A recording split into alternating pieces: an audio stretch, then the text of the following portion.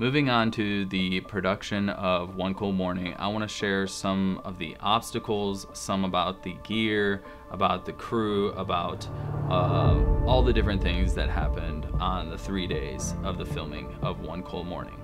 First, I want to talk a little bit about the gear. I utilized a lot of stuff that I had at my disposal from my work, which was an Ursa Mini Pro, an Aputure 120D Mark II light, some Quasar Science tubes, along with some diffusion and bounce and modifiers, C-stands. And all this kept the budget down. Now, there were some things that I knew I needed to make this film that I didn't have access to, such as the lenses. Initially, I wanted to go anamorphic for this. I was thinking of the Atlas Orion lenses, but in the end, I landed on the Cooke S4 Mini lenses because I knew I wanted a 16:9 aspect ratio along with a 4:3 aspect ratio for all the flashbacks. This came to me when I was thinking about the film and how I could separate the flashbacks and the present day. And I thought an aspect ratio could be a very cool way to show that. I also ordered some walkie-talkies for this film with headsets so that I could at least give the camera operator, the gaffer, myself, and the assistant director all walkie-talkies, so no matter where we were, we could keep communicating. I think that's another essential thing that I wasn't gonna go without. Along with that, a lot of the crew brought what they had. So our Steadicam operator, Craig Phelps, brought a huge rig that he owns it himself, and that cut down on production costs, along with my camera operator, Jeffrey, who brought his Nucleus N wireless follow focus. One of the pieces of gear that I knew I needed for this film but didn't have access to was a wireless director's monitor, which we went with the Small HD Bolt.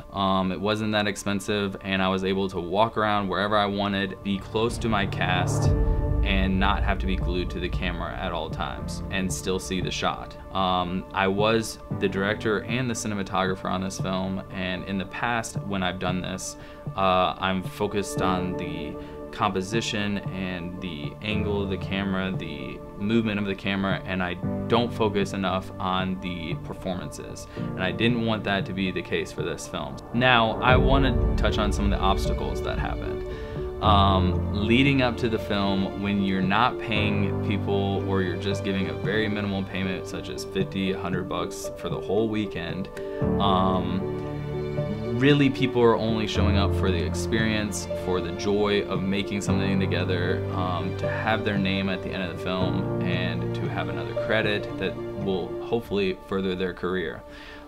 With that said, freelancers need to make money. Within the last week, I would say at least 2 people, I'm trying to remember, but maybe even 3 people canceled last minute. And so that was really hard. Another thing was, the day of the first day of shooting, one of my actors was in a totally different state. This person had something tragic happen in his life, and he just didn't even tell me that until the day of, when I'm calling him to see how he's feeling, see if he has any questions, and he's like, I'm in Texas. Weather can be another curveball that you have to overcome, and we had this crazy storm, snowstorm, come into Alton and St. Louis area.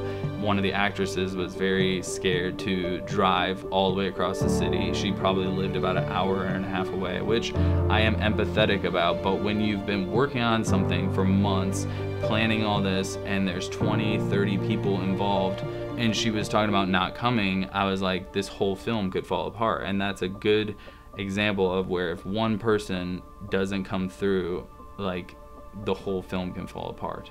So in the end, with that actress, I wrote her and said, please come, we're all counting on you. I know that it's scary, but we're all driving in the same weather. Please make sure that you come. And she ended up coming, and she was the mom in the film. So I hope that this talk about production helped you, and you could see the behind the scenes footage of how One Cool Morning was made.